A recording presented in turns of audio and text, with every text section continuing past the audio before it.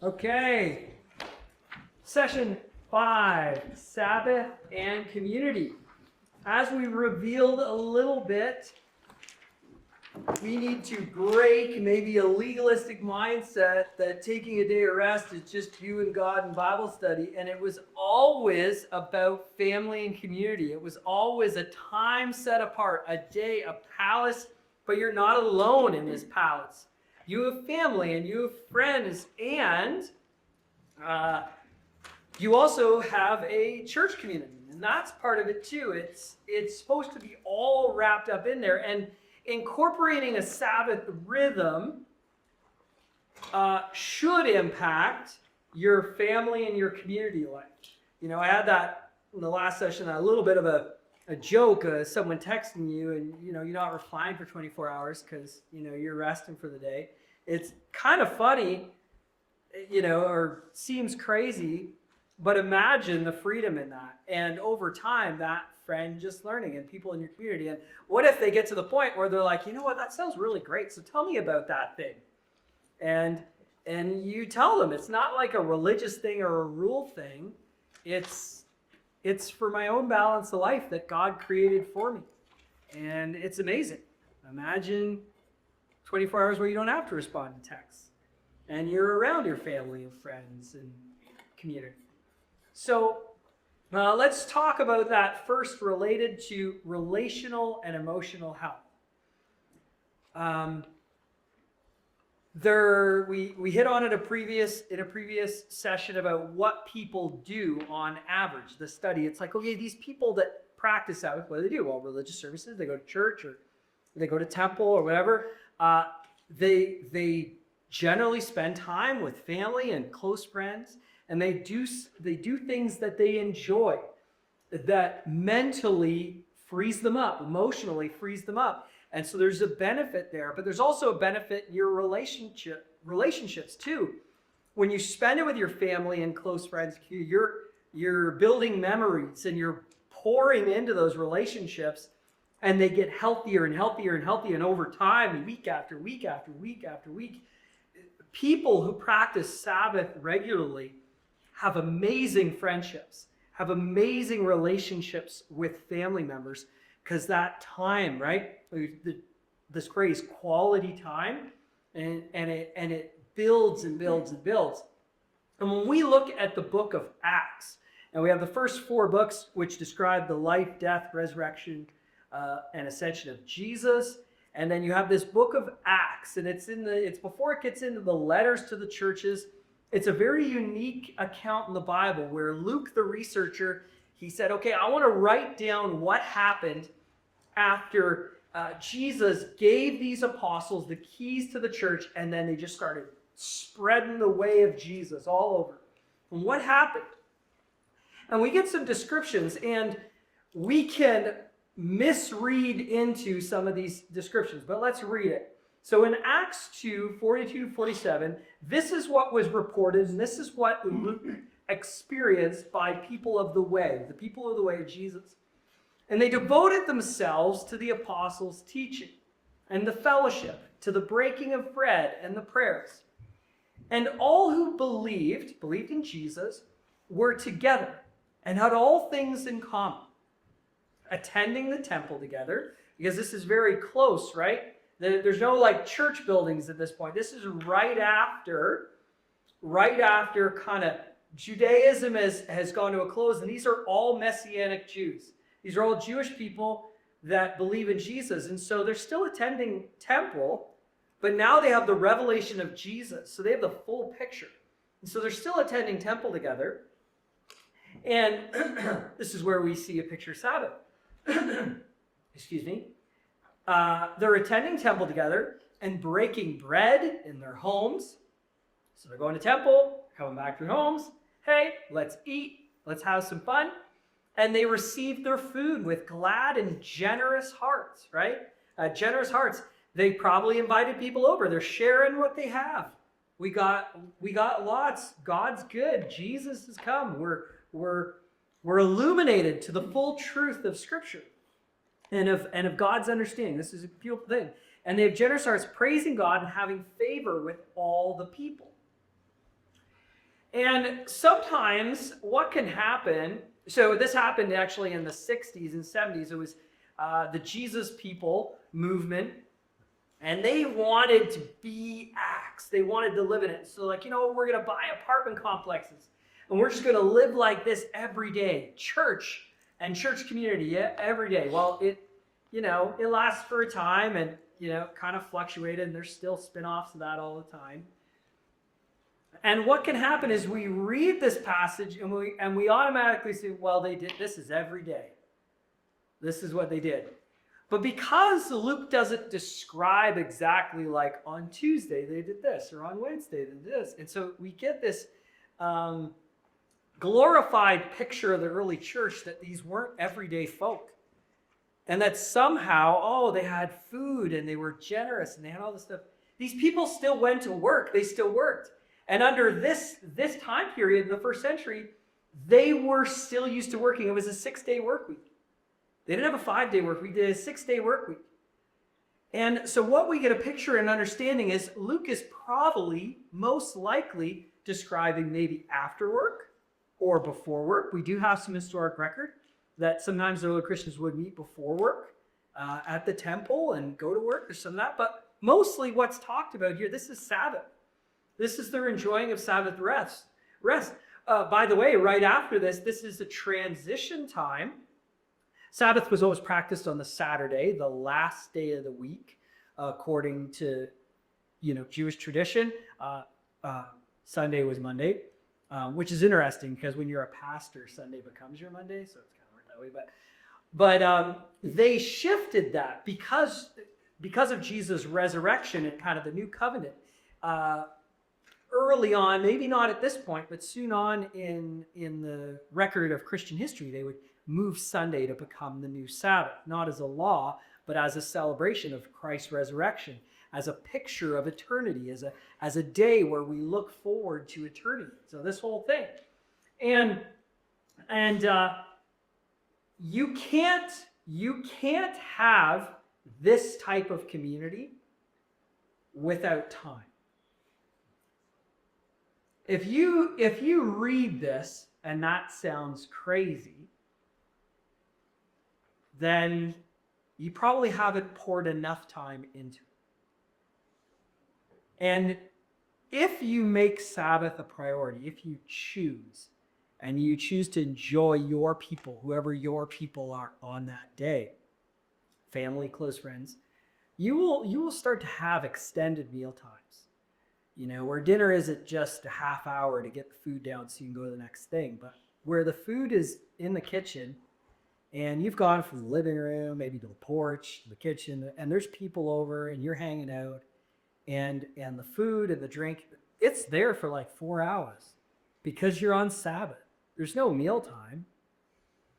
Brunch can last till dinner. Why do we care? And for us in Western culture, that seems crazy, but or it seems like, well, that sounds like Thanksgiving and Christmas. It's true. We maybe only do that and experience that like twice a year, maybe Easter 2-3 times a year. But the intention is that we get that every Sunday if we want it. And it may be, you may think too, there's lots of work having all those people, and hopefully you have family and friends that actually chip in. If you don't, maybe some hard conversation. But that's the idea. And when we do that, we prioritize in time, and we give that space. We allow maybe your home or a friend's home to kind of become that palace in time.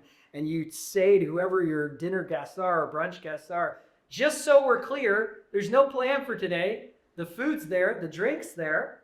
We're going to hang out, do what you want to do, and we're going to maybe shut this down when the sun goes down. But that's it. You want to go for a walk? You want to do this?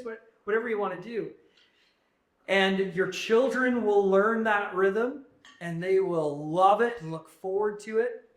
And healthy relationships will start to build in that relaxed environment where all things are shared and food is shared and everyone's being generous with what they have. And that becomes a rhythm in your life, and there's mental and emotional health that can kind of come out of that. Okay, now early church practices. Let's dive forward a little bit more. The the book of Hebrews. We have these epistles. Some people think Paul wrote the letter of Hebrews. We don't really know the author, but it's clearly like one of the apostles maybe, and he's writing to Jewish Christians, Messianic Jews, okay?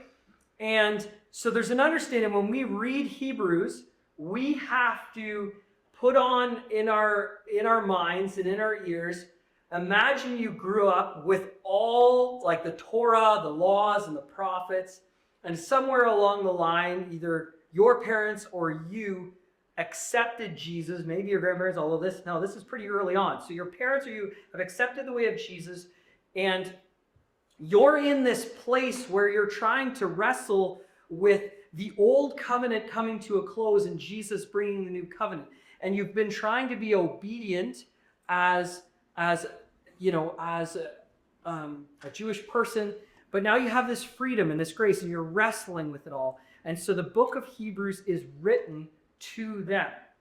And so in Hebrews 10, 24 and 25, it says this, "And let us consider how to stir up one another to love and good works, not neglecting to meet together, as is the habit of some, but encouraging one another, and all the more as you see the day drawing nearer." I have a love-hate relationship with this passage, and it started in the middle of COVID.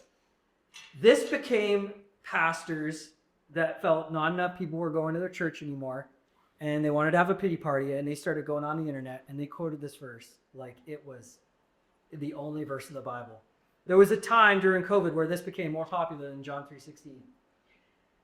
But the problem with it is they were taking a circumstance in the first century and a situation in the first century and trying to make an exact copy to something happening in the modern era within a health crisis, government crisis, all this. And it wasn't apples to apples. And here's why. The truth and the understanding of this passage is these are people of Israel who had always practiced Sabbath as a law. Jesus comes and says, you're free from the law. It's been fulfilled. And so some people are like, wait a second. You mean I can work 7 days a week now? I can earn a bit extra coin. This is kind of good. And if you've watched the series The Chosen, during Simon Peter's conversion, they've done this very well. There's a few of them, because of the high taxation of Rome, they're sneaking out on Sabbath and they're fishing on the Sabbath. And they're trying to earn a little extra cash. And so this was a thing. And so now there's a discussion going on where some of the Messianic Jews are like, wait a second, where were you? We had Sabbath.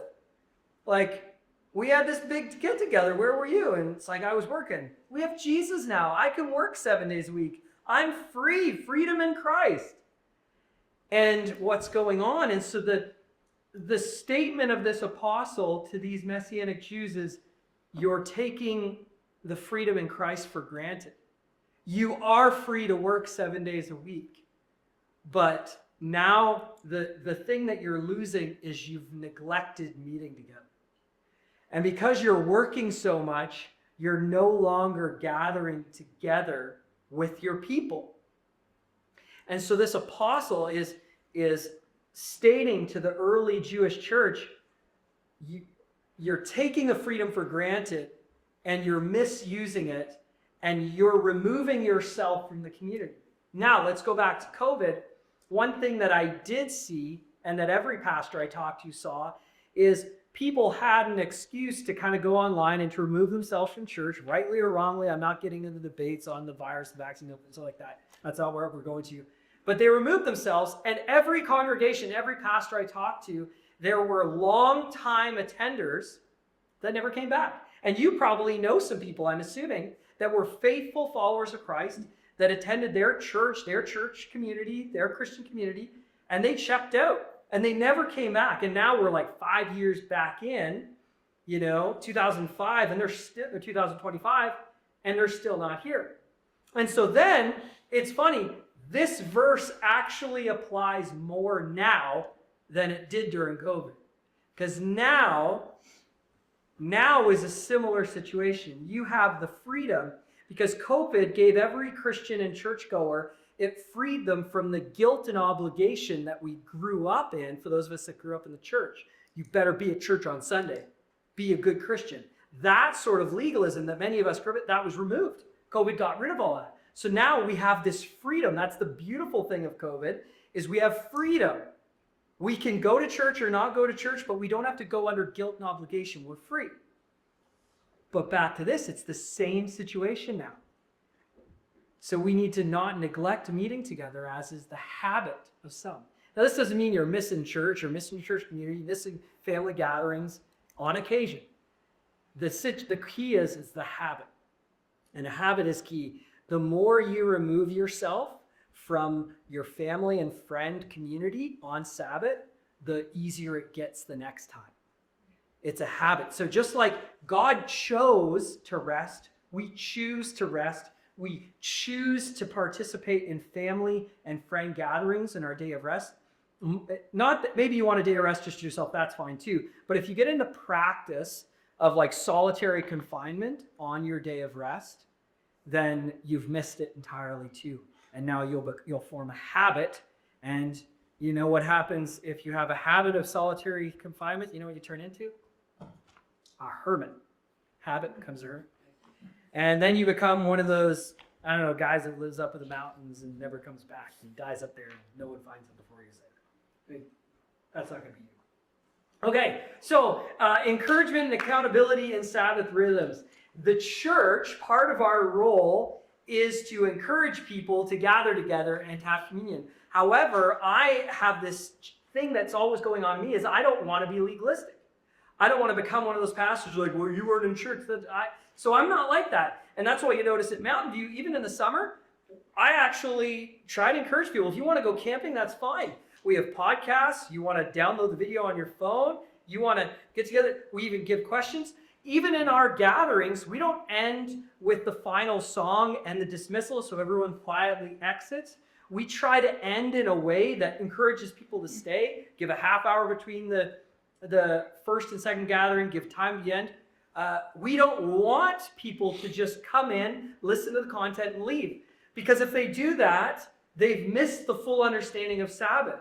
The whole idea of Sabbath and being in this room, in here, is not just to listen to me. Yes, okay, the apostles teaching, the pastor teaching, but that was just one part of Luke's description. The whole idea is that you have some snacks, have some more coffee, hang out, talk about the question we give you, or don't. Talk about the weather, talk about work, I don't care. But the goal is that this place is supposed to be community. And our leadership team is actually, we talked about at our leaders retreat, we're trying to find some new ways that when people leave to try to give, well, I don't want to do any spoilers here, but some people in this, there's 3 board members here, so they know. But what can we do to encourage people to not go home? Or if they do go home, to bring something with them. Like, what can we do to keep the community, keep the conversation going so that they fully do embrace this idea of Sabbath and community, okay?